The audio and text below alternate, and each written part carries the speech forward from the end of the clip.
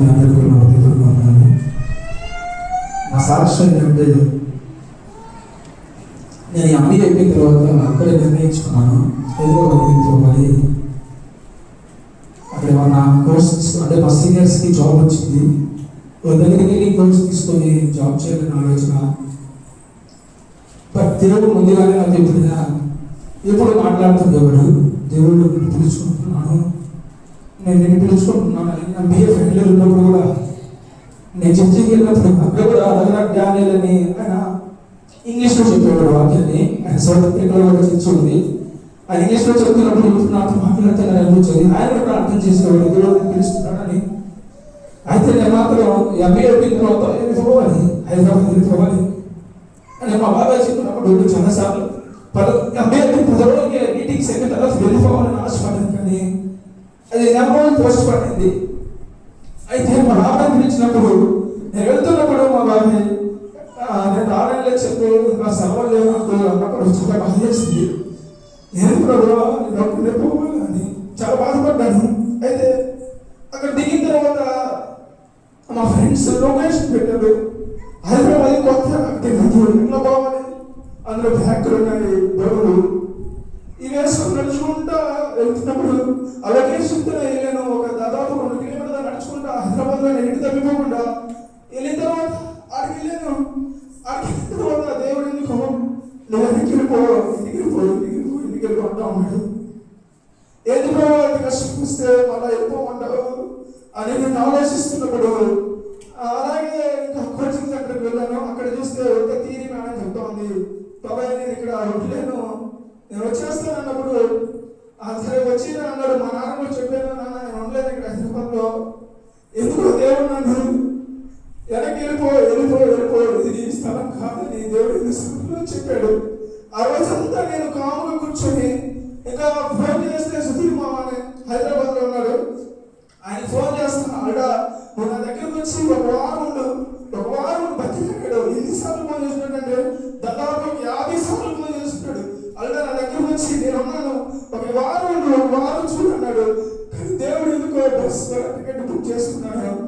వెనక్కి వచ్చేసినప్పుడు దేవుడు నాతో మాట్లాడుతున్న మాటలు, నువ్వు భయపడకు, నేను ఆశీర్వదిస్తాను, నువ్వు సేవ చేస్తూ జాబ్ చేసుకో అని నేను బాబాయ్ కూడా మా పిల్లి కూడా చెప్పాను. బాబాయ్ నేను ఇక్కడ లోపలనే జాబ్ చేసుకుంటూ సేవ చేస్తాను, దేవుడు నన్ను ఎన్నిసార్లు బలవంతం చేస్తా ఉన్నాడు, నువ్వు సేవ చేయాలని అన్నప్పుడు ఆ బస్సులో ఒక పరిచయం అయ్యాడు. అన్న కూడా నెల్లూరే.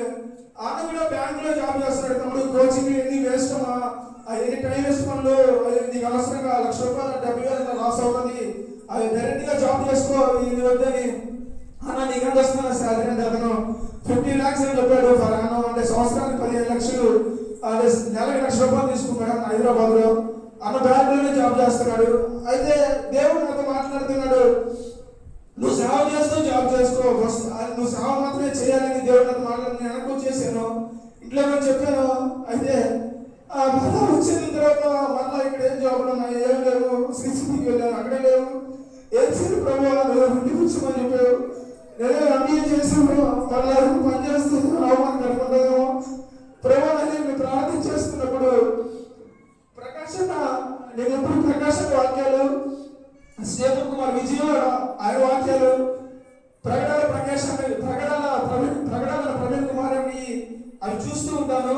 కానీ ప్రకాశన మాట్లాడుతున్నప్పుడు ఒక కీర్తనలో నాకు 39:13 ఒక మాట ఉంది, నేను నిర్మించిన వాళ్ళను, నీ తల్లి గర్భంలోనే నిర్మించిన వాళ్ళను నేను అని దేవుడితో మాట్లాడాడు.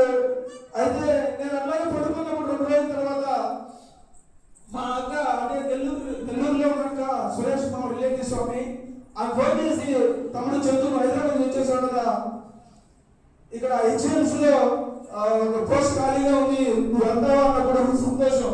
నేను అప్పుడు అనాయిగా ఇక అక్కడికి వెళ్ళాను. అక్కడికి వెళ్ళి రిసీవ్ ఇచ్చిన తర్వాత అక్క నాతో పాటు 4 పంపించింది.